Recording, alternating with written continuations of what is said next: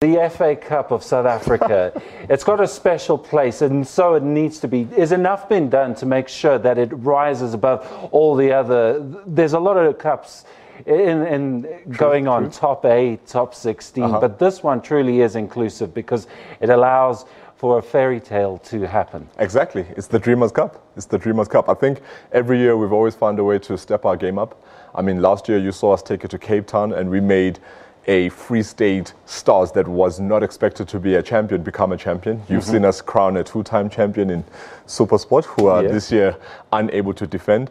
So I think for us, our cup has always been just something that much more special. I mean, we've seen the likes of Baroka come through. If you look at it now, already we've seen champions fall. So for us, we can't even wait to get to the round of 16. We are ready to see what's going to happen. Absolutely. Aubrey, I mean, Desmond alluded to it. You know, you guys got knocked out in the round of 32. That's got a sting. Tell us how the players took that, especially coming from it's another similar club to Supersport United, Cape Town City, rising up, challenging the status quo in South African football. Personally, it's a special cup for me, you know, because I just come from the Nedbank Cup team search. Yeah, it was a sour pill to swallow, you know, on the day losing against Cape Town City, because we haven't won against them, I think, in 4 games. So, yeah, I wanted to do well for ourselves in order for us to win the tournament 3 times, but it didn't happen. So, yeah, we just have to watch the games on TV, but yeah. But it's clear that Supersport United prioritizes this cup as it is.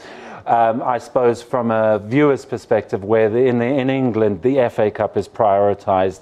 Desmond, what other initiatives are you looking to roll out while you have this platform of the Nedbank Cup? So for us, the Nedbank Cup has always been a priority. It's our biggest sponsorship at the bank. It's pretty much the one that we put all our eggs behind. This year we're looking forward to some exciting stuff. Ke Yona team search. If you saw us last year, we invited fans for the first time to start being able to vote for where their players should be going, which was quite exciting. Just the fan engagement and seeing how fans were looking at the guys and saying, hey, we'd like a middle fielder to come over to AmaZulu, or we'd like a striker to go over to Kaizer Chiefs. So that alone, new innovations. And then from a business perspective, we are always striving to see money differently and do some interesting stuff. This year we are using the cup to launch our new product called Nedbank Mobi Money, which will allow every South African to be able to have a bank account without even needing any documents or going into a branch. So look out at the games, look out at the stadiums. You can be first to sign up for this awesome new account.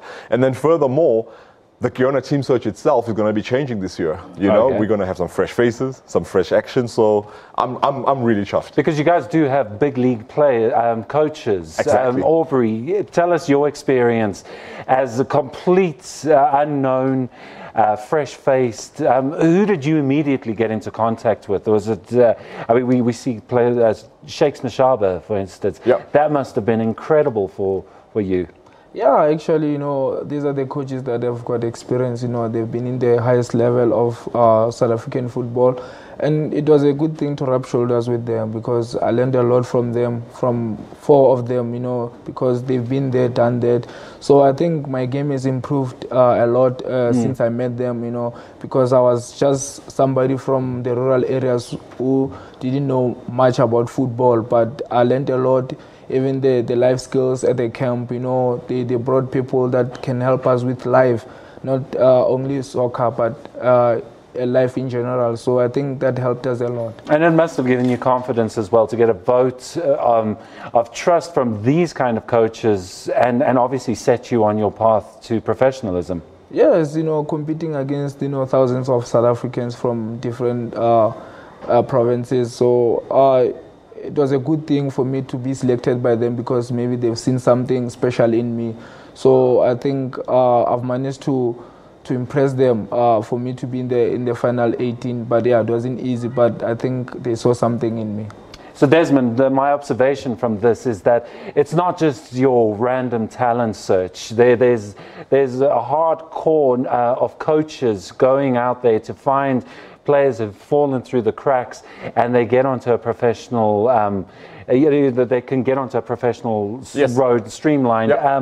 That clearly must make this Ke Yona team search something that you guys are going to push more? We're going to push so much more. We're so proud of it. I mean, if you look at our Ke Yona team search draft system alone, it really focuses around how do we get boys who love football to becoming future soccer stars. And Aubrey is miles and bounds the perfect example of that. I mean, when you come out from grassroots and you have a dream to play soccer, and we put you in a system where you are not maybe meeting a guy who's coached a team before, but you're meeting a guy who's coached a national team. And that's the caliber of talent selection that we invested in to say, when we get these guys on board, when we choose the 22 guys who can be part of the Ke Yona team search team, we're not just choosing 22 guys who won't have a chance to be players. We're choosing 22 guys and in hopes that at least 10 of these guys can go on and start successful careers. And you have to be very careful about this, because when you're giving people dreams